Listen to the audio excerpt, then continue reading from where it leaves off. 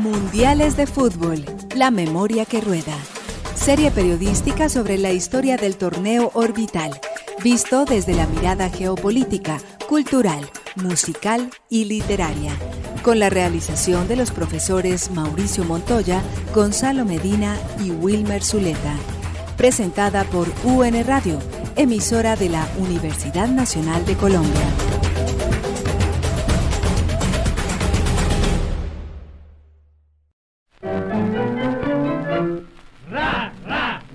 El fútbol del Uruguay, en un certamen glorioso, como en varias ocasiones, el título de campeones, conquistamos en fútbol. Bienvenidos a su programa Mundiales de Fútbol, la memoria que rueda. Un espacio brindado por la Universidad Nacional para que juntos recorramos todas y cada una de aquellas memorias que han marcado las competencias mundiales de fútbol desde el año 1930 en Uruguay hasta el día de hoy y el mundial que se viene en Rusia 2018. Escuchábamos de fondo el tango llamado Homenaje a los Campeones Mundiales de 1930, un tango de la orquesta de Edgardo Donato, cantado por Luis Díaz en homenaje a esos 11 jugadores campeones uruguayos de 1930. Nuestro tema principal, el fútbol, esa religión que, como dijera el escritor uruguayo Eduardo Galeano, no tiene ateos. Orientan este programa Mauricio Montoya, quien les habla, profesor universitario y gran amante del balompié. El profesor Gonzalo Medina, reconocido periodista y autor del libro Sueños a la Redonda o el fútbol en la literatura y las artes. Y el profesor Wilmer Zuleta, autor del libro 31 de mayo de 1989, La hazaña de Nacional en la Copa Libertadores. Profesor Gonzalo, muy buenas tardes. Bueno, Mauricio, muy buenas tardes y de igual manera a todos nuestros oyentes en UN Radio, emisora de la Universidad Nacional de Colombia.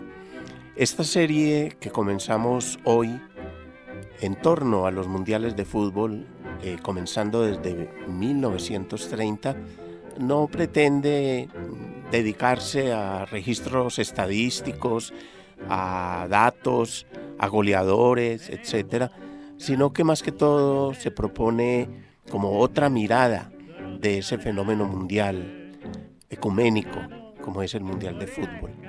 Pretendemos, dar cuenta de aspectos, por ejemplo, geopolíticos, y en este caso específico, qué era Uruguay en 1930, qué era Colombia, el país en el que precisamente realizamos esta serie, qué era el mundo y sobre todo Europa, que no hacía muchos años estaba saliendo de su Primera Guerra Mundial, pero sin darse cuenta se estaba también acercando a la segunda parte, a esa segunda trágica y dramática fase de esa confrontación mundial. Esos aspectos, además también de registros literarios, por lo menos de fragmentos de textos de escritores de distintos países del mundo, en este caso obviamente vamos a darles énfasis a los escritores uruguayos que al fin y al cabo, digamos que de una u otra manera o vivieron o a posteriori registraron ese acontecimiento de ese mundial, el primer mundial de 1930 en su país y concretamente en Montevideo. Esa es pues un poco como la esencia, la razón de ser de esta serie radial en torno a los mundiales de fútbol.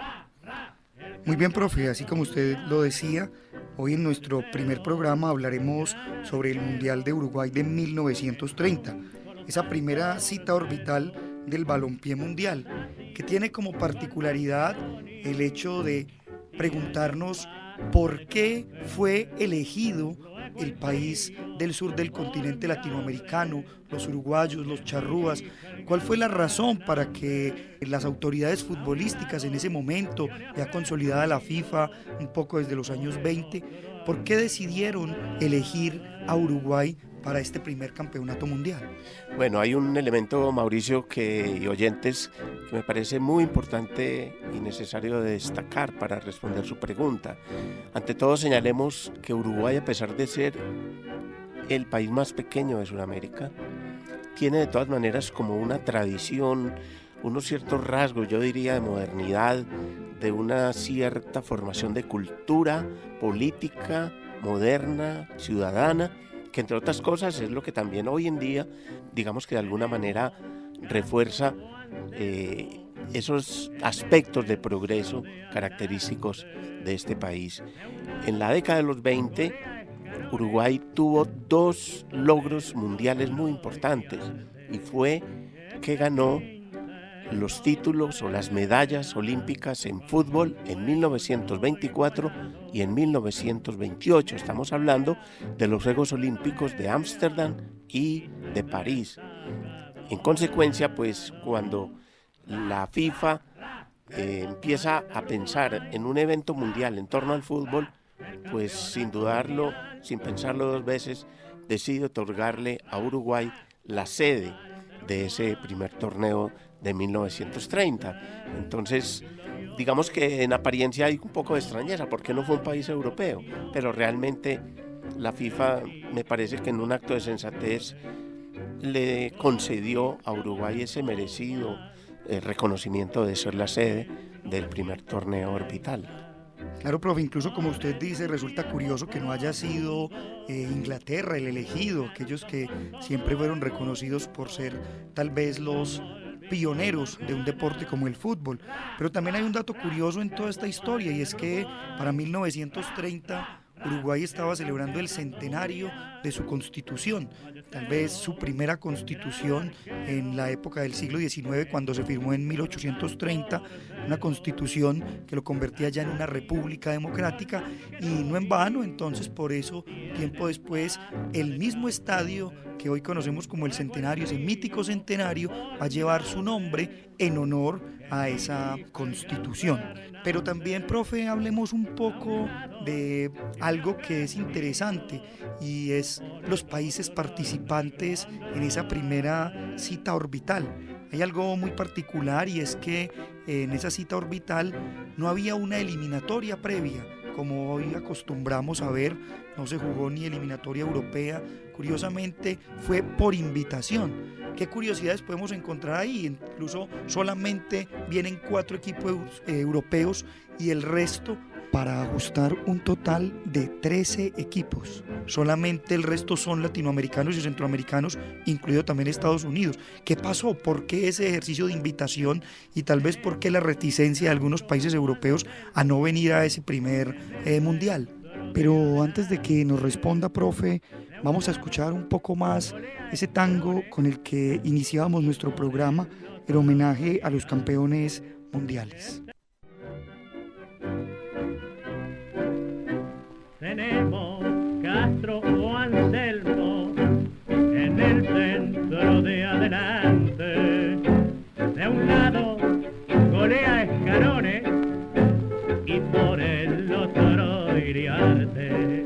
Este 15 son mareas con su fuego no igualado. Pues un poco especulando al respecto, Mauricio, yo diría que pudo suceder de un lado que Europa, como lo decíamos al inicio del programa, estaba saliendo de esa primera guerra mundial de 1914 a 1918, o sea, 12 años para decirlo exactamente, que en cuanto a la magnitud de ese acontecimiento bélico, pues no son mayor cosa, no es mayor tiempo. Por un lado eso, pero por el otro lado, y al mismo tiempo, en Europa se estaba empezando de alguna manera a ambientar esa nueva etapa, esa segunda fase de la llamada, con toda justeza, Segunda Guerra Mundial. Es decir, Alemania particularmente empezó a liderar y a promover una visión del mundo a través de Hitler y todos sus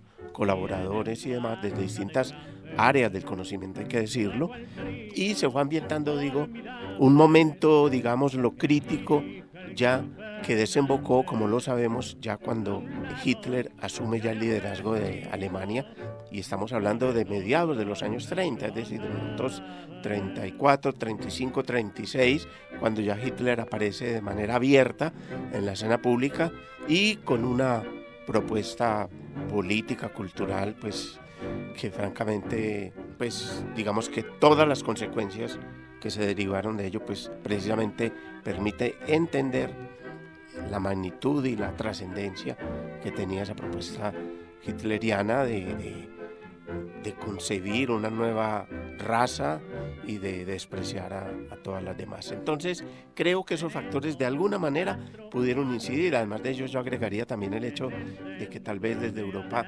no se miraba llamémoslo así, con mucha simpatía, que un país suramericano y un país pequeño, sin mucha presencia mundial, pues recibiera ese honor de inaugurar ese evento orbital del Mundial de Fútbol. Además, profe, yo creo que está también el tema del crack financiero de 1929. Ese crack financiero que afectó no solamente a los Estados Unidos, sino que también fue un golpe para la economía europea.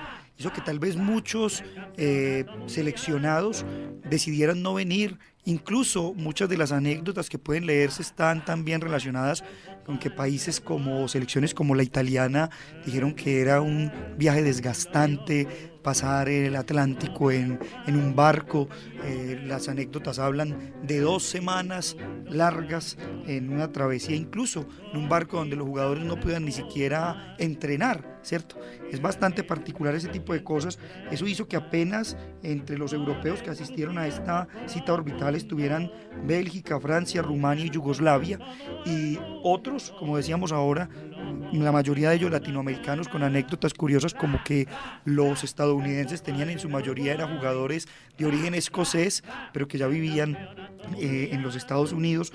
Incluso también anécdotas donde la misma selección de Rumania fue elegida por el rey rumano con un permiso que se solicitó a una compañía inglesa que trabajaba en Rumania para que esos obreros pudieran llegar a jugar este Mundial de Uruguay. Profe, trasladémonos un poco al asunto también, como decíamos ahora, colombiano. Bueno, ¿qué estaba pasando por esas épocas que estamos hablando de los orígenes del Mundial de Fútbol de 1930? ¿Qué estaba pasando en Colombia? No solamente en términos políticos, sino también en términos futbolísticos.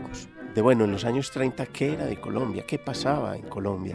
Importante entonces señalar cómo al inicio de la década de los 30, Colombia, digamos que termina de cruzar, por así decirlo, o de sufrir o de vivir todo ese episodio, esa coyuntura de la hegemonía conservadora. Recordemos que en 1886 se instaura una constitución netamente conservadora, profundamente conservadora, premoderna, muy marcada también por lo confesional desde el punto de vista religioso, una constitución que rigió hasta 1991. Eso por un lado, pero al mismo tiempo en la década de los 30 se abre como otro panorama para Colombia desde el punto de vista político, como fue ya el inicio de una serie de gobiernos ya más liberales que tratan, digámoslo, de pensar el país y de construir un país desde otra lógica, desde otra filosofía. Entonces, cuando aparece el gobierno de Enrique Olaya Herrera, posteriormente llega Alfonso López Pumarejo con su famosa Revolución en Marcha, la ley de tierras, tratando precisamente, y vemos cómo son problemas que aún siguen sin resolver después de prácticamente varios siglos. El problema de la tierra, el problema de la participación política.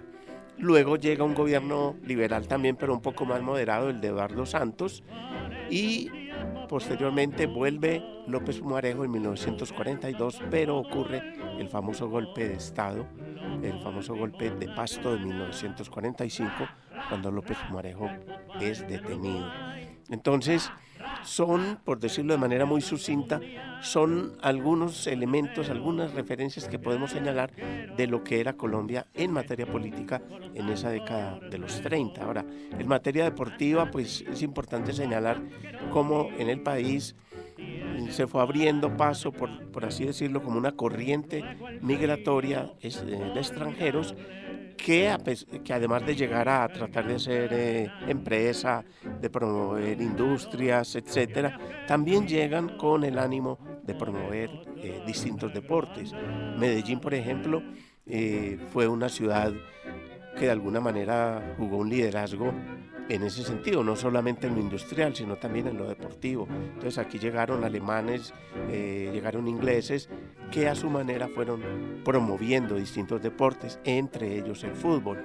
Y un dato muy puntual, muy particular, por así decirlo, es que ya en los años 30, por ejemplo, un equipo como el Deportivo Independiente Medellín ya tenía 17 años de existencia, obviamente jugando a un nivel todavía aficionado, pero es un hecho que de alguna manera empieza como a vislumbrar lo que posteriormente ya se oficializó en 1948, cuando comienza el torneo ya de fútbol profesional en el mismo año.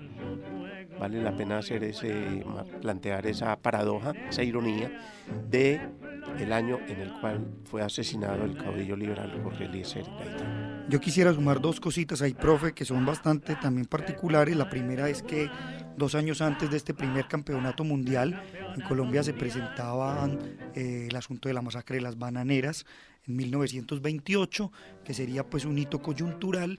Y como usted también muy bien lo decía, existe en la historia del deporte, al menos del fútbol colombiano, esa idea como amateur, ¿no? El deporte entró por Barranquilla, por los puertos, los ingleses, una gran cantidad y variedad de equipos como el Deportivo Barranquilla, incluso algunos datos sobre algunos ingleses que por aquellas épocas vivían en Pasto, que también enseñaron al menos a jugar y a tocar la pelota. Esa es otra hipótesis de que de pronto el fútbol no entró por Barranquilla y no que entró por Pasto. Exacto, y eso muestra un poco también como ese matiz variopinto de lo amateur del fútbol, y quiero anexar un datico a esa referencia que usted muy bien hace. Ya en el 48 pues aparece como digamos el fútbol profesional, con una particularidad, y es que el gobierno de Ospina Pérez, tras el asesinato de Jorge Eliezer Gaitán, pues promueve un decreto en el que no solo promueve el tema del deporte, el circo, sino que después apoya para que ese fútbol nazca, y algunos pensarán que es una especie de elemento para calmar las masas, para que la gente no siga un poco alborotada por lo que ha sido pues el magnicidio de Jorge Eliezer Gaitán, y no en vano pues muchos dirán entonces que ahí está el opio del pueblo para calmar esa sed de venganza que rodeaba al país. Bueno, profe, y para redondear un poco este asunto sobre Colombia, tiene usted un fragmento del escritor colombiano Luis Tejada que quisiera usted leer para darle fin a este contexto colombiano. Sí, importante destacar a Luis Tejada, uno de los grandes cronistas del periodismo, de la literatura de Colombia, que en su momento le hizo también su homenaje a Uruguay.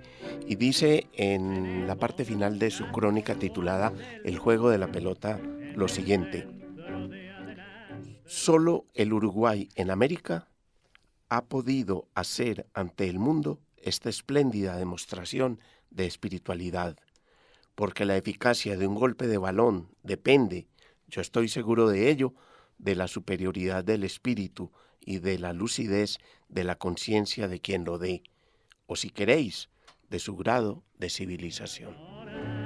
Excelente fragmento, profe. Trasladémonos entonces nuevamente al Mundial de Uruguay para mirar algunas de esas curiosidades particulares que también hicieron historia durante este campeonato.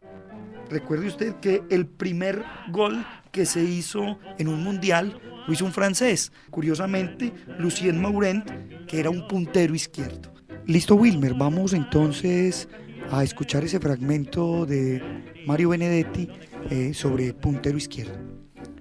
Ni tú ni don Almícar entienden ni entenderán nunca lo que pasa. Claro, Para ustedes es fácil ver las cosas desde el alambrado, pero hay que estar sobre el pastito. Allí te olvidas de todo, de las instrucciones del entrenador y de lo que te paga algún mafioso. Te viene una cosa de adentro y tienes que llevarla redonda. Lo ves venir al Jalba con su carita de rompehuesos y sin embargo no puedes dejársela. Tienes que pasarlo siempre, como si estuvieran dirigiendo por control remoto. Si te digo que yo sabía que esto no iba a resultar, pero don Almícar empieza a inflar y todos los días a buscarme a la fábrica, que yo era un puntero izquierdo de condiciones, que era una lástima que ganara tan poco, y que cuando perdiéramos la final, él me iba a arreglar el pasaje para el Everton. Ahora tú calcula lo que representa un pase para el Everton. Además de don Almícar, que después de todo no es más que un caficho de putas pobres, está nada menos que el doctor Urrutia, que ese sí es el director de ente autónomo y ya colocó en talleres entre ala de ellos, especialmente por la vieja, ¿sabes? Otra seguridad, porque en la fábrica ya estoy viendo que en la próxima huelga me dejan con 2 manos atrás y una adelante. Un fragmento bastante interesante donde se cuenta esa historia, el puntero izquierdo de alguna manera es como sobornado para que juegue mal y luego pueda hacerse acreedor a un contrato. Profe, ya para ir terminando nuestro programa, no podemos dejar pasar elementos anecdóticos como esa final de 1930 entre 2 equipos suramericanos, entre Argentina y del Uruguay. Río de la Plata. Exacto, y con una curiosidad que fue que aparentemente jugaron un tiempo con una pelota puesta por los uruguayos y un tiempo por una pelota puesta por los argentinos, porque ninguno quería jugar con la pelota del contrario. El marcador final sería de 4-2 en favor de los uruguayos, que los convertiría en los primeros campeones del mundo. ¿Qué podemos decir de más, profe, de esa final? Algunas anécdotas que nos van a ya invitar al próximo programa. Bueno, yo quisiera aprovechar ya el tiempo que nos queda para señalar un aspecto muy importante, y es cómo a partir de este Mundial de 1930, desde el punto de vista cultural y político, digamos que se invierten los papeles entre Europa y Sudamérica, y particularmente el Río de la Plata. ¿Por qué? Porque jugadores argentinos y jugadores uruguayos pasarían luego a integrar la selección italiana. Y vamos precisamente a ilustrar un poco con al menos un fragmento también del tango con el cual vamos a despedir nuestro programa. Es un tango que lo interpreta Alberto Echagüe con la orquesta de Juan D'Arienzo. Se llama precisamente Cebollitas de Potrero, es decir, hablando de los chicos que juegan en el barrio, que juegan allí en la calle, en el potrero, como lo dice el título.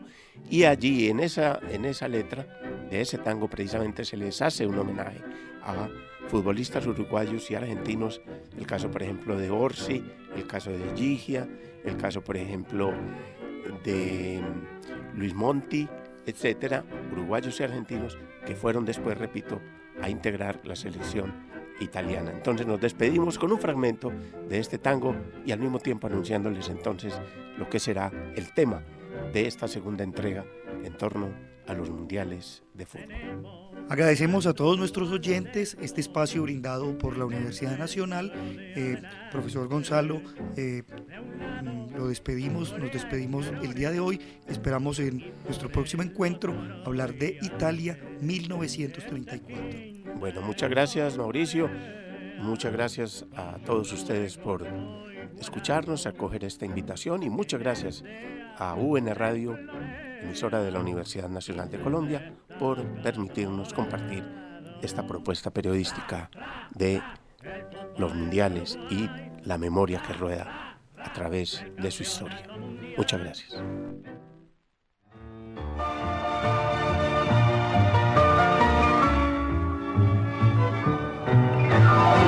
Que me batís de pared, callejón 4 de 4. Haciendo 1000 garabatos en un gorón de pizarrón. A nosotros los maestros de ese fútbol europeo, que pisándola de cuero reventamos el balón. Argentinos y uruguayos con sus giras por Europa se cansaron de hacer goles que los hicieron llorar. Se rompieron las aviolas con pizarrón y con guita, y el choco y la comparsita le enseñamos a bailar. Conti, Orsi, Scopelli, Maschio, Sibori, Petarone, Gisia, Guaita, Carone, Cesarini y mil más.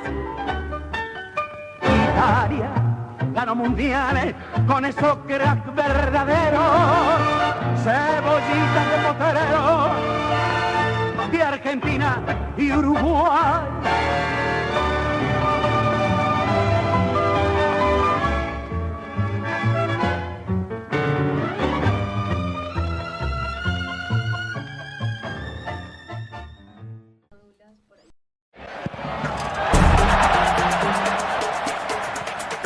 Mundiales de Fútbol, la memoria que rueda.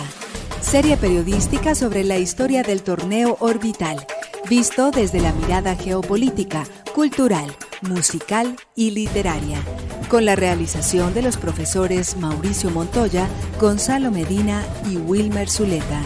Presentada por UN Radio, emisora de la Universidad Nacional de Colombia.